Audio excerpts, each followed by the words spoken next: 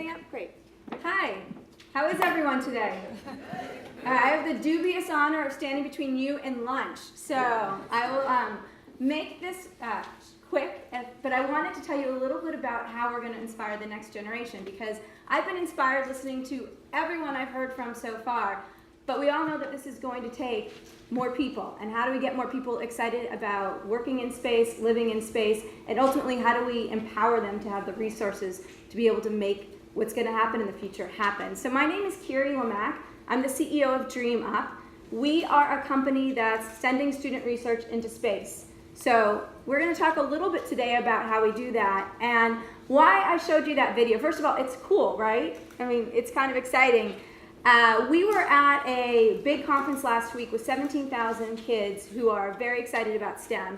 And when you can imagine, we had hundreds of kids in a room and there's lots of talk and chaos.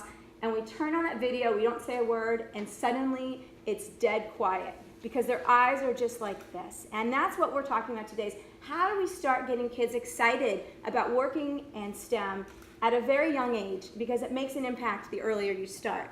So very quickly, I'll tell you a little bit about DreamUp. We are sending student payloads into space. After yesterday, I believe we're over 350 payloads. Did anybody watch the launch and landing? A couple of you?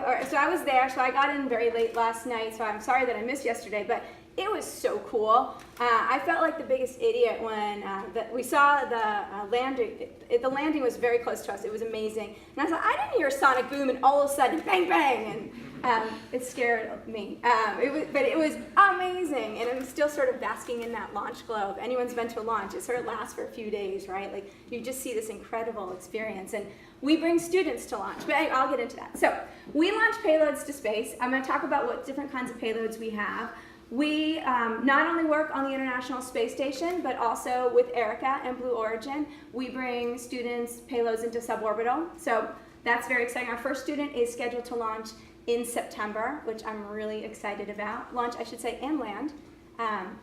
And we also do contests and challenges. So we are working right now with DLR, the German Space Agency, managing a contest for German university students. DLR is amazing. They decided that they wanted to inspire their next generation workforce. So what better way to do it than a contest? So any university student in Germany was offered the opportunity to come up with an idea for a payload. We got all of the submissions, went through it, down selected to 8.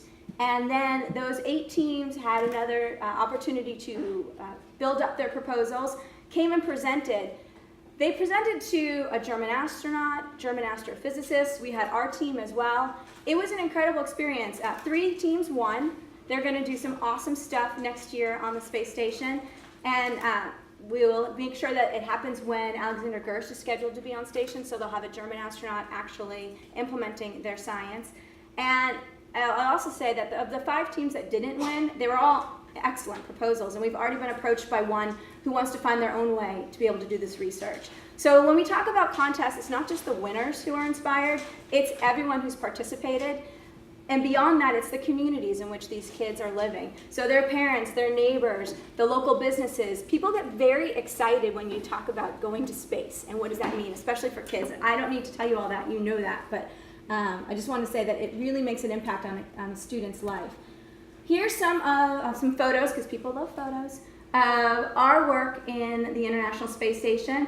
On the top left is the NanoRacks platform on the space station, the frame. I should say that NanoRacks is our partner.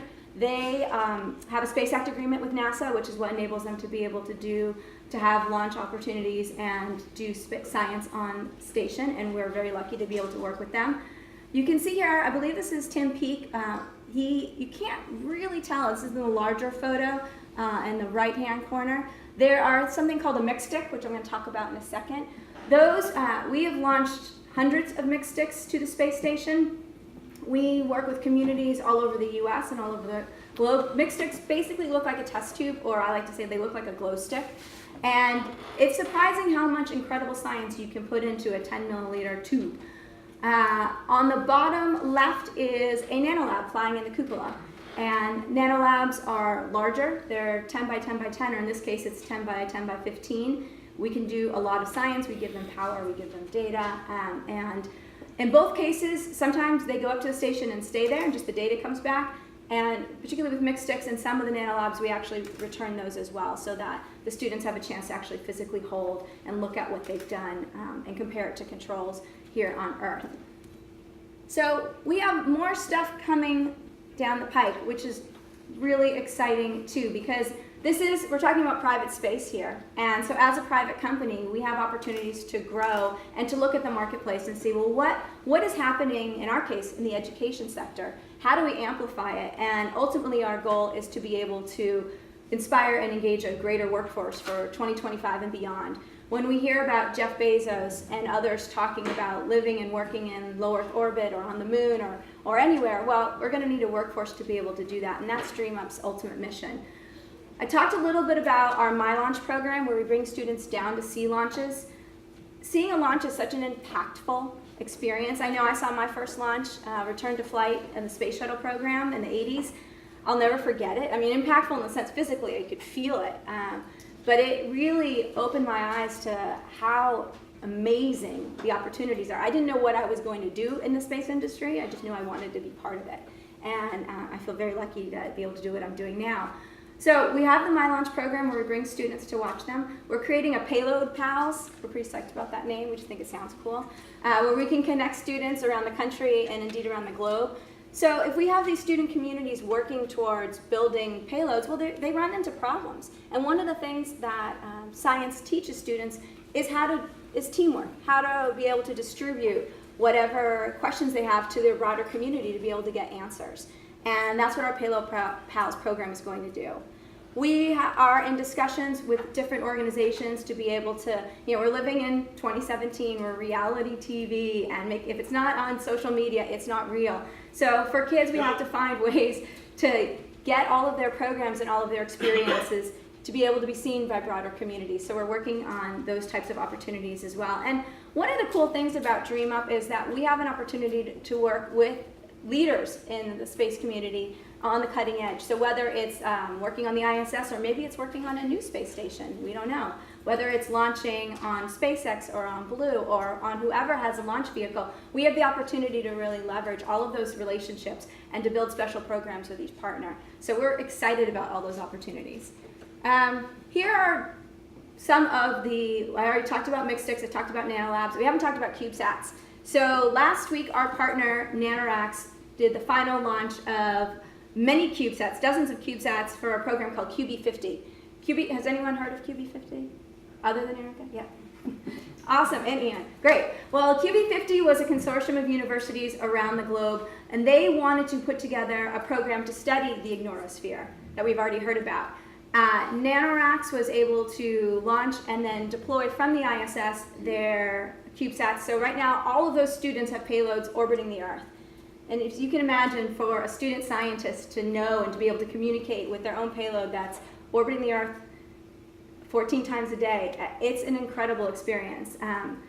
We also have on here our Blue Origin payload locker. We have different form factors. We have a 2U nanolab, which is a 20 by 20 by 20, that most of our students are going to be working with, but they can do something larger. So this is where I know I'm the last speaker of the conference, and you guys all want to get lunch, and you're probably tired. But I wanted to talk a little bit, well, why does it matter that we're inspiring students? And it might seem kind of obvious, but there are some incredible statistics. I won't go through them all because we're limited time right now, but high-need students are less likely than their high-income peers to pursue STEM. And I think all of us would agree that it's not just the high-income students that are going to be able to be successful in STEM. We have to provide opportunities to other students, and right now those are very hard to come by. We've seen, and there's research that shows that the gap in the STEM interest and STEM pursuing starts in elementary and middle school. We often think of space exploration and space studies as something that happens in graduate school, maybe in university level, and maybe high school. We need to start it earlier. And I think if any of you have seen a child or were once a child, which I think is all of you, space is really exciting. It's like space and dinosaurs, right? I don't know why, but that's what gets kids. And now these children have an opportunity to actually do something in space. We've deployed a CubeSat from an elementary school. It was a ham radio. It didn't work. completely as it was supposed to, but we have this amazing video of these little eight-year-olds, these third graders, jumping up and down, watching their deployment, knowing that their satellite was orbiting. It's amazing, and I guarantee it is something that has stayed with them throughout their lives. So I think we could all agree that space-based education, it encourages creativity and resilience. There's actually research to show that as well. And quite frankly, what we all know is that we need to be able to have versatile workforce that can work in a future where we don't know what the jobs are going to be. And that's crucial, especially if we want to stay on the cutting edge. So I thought I'd do a little interactive of what inspired you. And if anyone feels brave enough to raise their hand or just yell out, what inspired you to become part of the space community? Anybody? Jennifer. Well, from being exposed to space programs, actually, when I was in elementary school, that was crucial for me to get involved in not just space, but at the time, science fairs and learn more about physics. And so anything that we can do to promote the program to continue to expose students at a younger age, it's crucial. So. Awesome. Anyone else want to share? Yes, Sharisha. Watching Spaceship One when the NSRA surprised because my eyesight was so bad I could be a NASA astronaut, so that inspired me. It's awesome. For me, I won't say how old I was. When I was young, the first space shuttle landed on my birthday. And of course, you know, when you're a little kid, if it happens on your birthday, it must be about you. So that's what excited me. And as you can tell from my silly little photo in front of the VAB, I'm still excited about it all. So we at DreamUp are really trying to think about how do you get kids excited about STEM? How do you inspire them? And we don't just think it has to be about the science. So we have teams that will focus it. We have, I should say, entire classrooms where they break the students up into teams, where one's going to focus on the science. What is the experiment going to be? But what they're going to do is come up with a bunch of ideas and let the entire school vote on what that experiment should be. So everybody feels empowered. Another team can work on the hardware side of it, the enclosure. A third team can work on teaching the other students in the school, well, what is space research, and doing art projects so that those kids can express their feelings about it. Another team can focus on the project management side. They liaise with us. So when we say we need this data in order to get NASA approval, it's their job to do it, and they can be very professional. It's amazing. And then another team works on the PR side of it, the communications. Well, how are you going to engage your community? Whether it's through social media or traditional or whatever interesting ideas they have, we are able to engage kids who never thought they'd be part of a STEM project because they maybe didn't like science or math or whatever it may be, but they certainly like tweeting. So if they can start tweeting about what's going on in their classroom, you need to understand something to write about it in 140 characters. And that's why we're able to engage kids in so many different ways. So I wanted to just open it up and hear what you guys thought about what we could be doing to better engage students. I'd love to hear your ideas and suggestions, and of course we can keep the conversation going today and beyond. But thank you so much, and I will now take Q&A and then release you to lunch.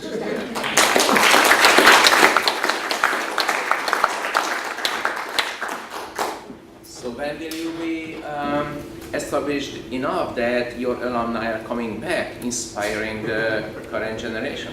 Well, we have alumni that continue to do projects, and one of the ways that we built our programs is you can graduate from a mixed stick to a nanolab. Maybe you do something on Blue and suborbital, and then you move to ISS. There's lots of ways that we can engage kids throughout the process as they mature and as they are able to do more complex science. Cool. Questions? Yes, please. What kind of institutional challenges has DreamUp met, like maybe at the level of school boards, administrations, curricula, teachers? It's a great question. So one of the, we're talking about space, but really we're in the education field. And in education, you have to be able to prove your results. And it's really expensive to be able to prove impact of all of our programs. So that's probably been the biggest challenge. It's something we're working towards. We have a number of ongoing programs that will help be able to do different studies to be able to prove the impact. But when you're talking to educators, they want to be able to say, well, if I bring this into my classroom, what are the results going to be? And how are we going to be able to meet the different standards? So another issue is obviously, especially in the US, we all have local standards and usually statewide, but also local. And we have to be able to, and we are able to build programs that can be that flexible, but it's definitely something that takes a lot of time. And I would say, thirdly, it really works better when we have a champion. Someone who says, this is just cool and I want to do it. If you bring in a program that culminates in creating, we'll have curriculum that culminates in creating something that can fly in space. Teachers think it's hard. It is hard, especially if they haven't done it before. So either having a champion or having someone who's been through the process once or twice makes a huge difference in the success of the program. Can I follow up with that? Have you met any ideological pushback? Not to date, because we don't have an ideological pitch. We're just talking about, we're trying to get more kids excited about STEM. It's not a specific type of science. It could be life sciences, it could be physical, it could be chemical. So usually we can find ways that people will agree this is something we want to do. And have you, following up on that, have you found any differences between boys and girls at various levels? I don't have the How big was longitudinal. the leaky pipeline? We don't have the research to back this up. There's a lot of research that shows between 8th and 9th grade is when you start to lose kids, particularly girls, from self-identifying as being interested in STEM and being capable in STEM. Nothing changes in their capabilities. It is just that. So we're trying to create programs. We have one with a school district that is specifically targeted for the 8th grade to be able to draw them in. So we're trying to figure out where those points are that we can make a bigger impact. But I do not have research to show any differences. And within our students, anecdotally, it's 50-50. So, Sydney and Trisha? Yeah, so in terms of partnerships, what are your main partners domestically and internationally? So we have different kinds of partners. So our top partner, our most close partner would be NanoRacks, because they're our launch services provider. We have a very close partnership right now with Blue, which we're really excited about. And then we have... Cases? I was getting there to the government side. CASIS is obviously a large partner. They run the U.S. National Laboratory on the ISS, and so we're really thrilled to be working closely with them. We're hoping to work even closer and hopefully get some programs going with them. Fingers crossed if we can make that happen. We have school districts that we partner with. We have some new things I'm not allowed to announce yet, but that will be really exciting. That's going to be able to bring access to space-based educational opportunities at a much lower cost to a lot of people. Stay tuned for that in the next 6 months or so. You should see some really cool stuff coming out. So, Trisha? All right. More like have a comment. I want to tell you how much I appreciate the recognition from you that we need to start engaging these children at a very young age, much younger than the usual high school age. Right now I'm a scientist, but a mother of 4, so I see how children start in science, and I'm doing actually a science expo at a K-8 school in every second year. Lots of scientists, parents getting together and telling about their own science to the children. So in that sense, I have seen children, youngest age, even in kindergarten, being very excited. And 2nd, 3rd grader asking very thoughtful questions. And we are in New York, so I have had a couple minority 3rd graders, for example, who ask very thoughtful questions, and then I'm thinking, I hope we are not losing this child, or we are not losing the girls as they are asking. I think it's partially a problem, and we need to be engaging these very young children.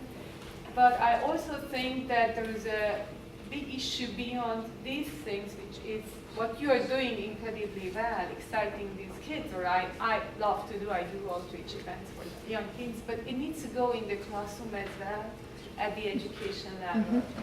I just bring up my usual example at the education level for space science, especially very hardcore, we really need physics. A regular high school starts teaching physics in 11th grade. I think it's late. It should start much earlier, and we do have a huge problem in our education system. We are starting to teach these hardcore physical sciences very late. Thank you. That's definitely critical. I was going to quickly get. Yes, Yes, and I was actually just going to give more of a comment, and then also to plug from the question that was asked during my presentation.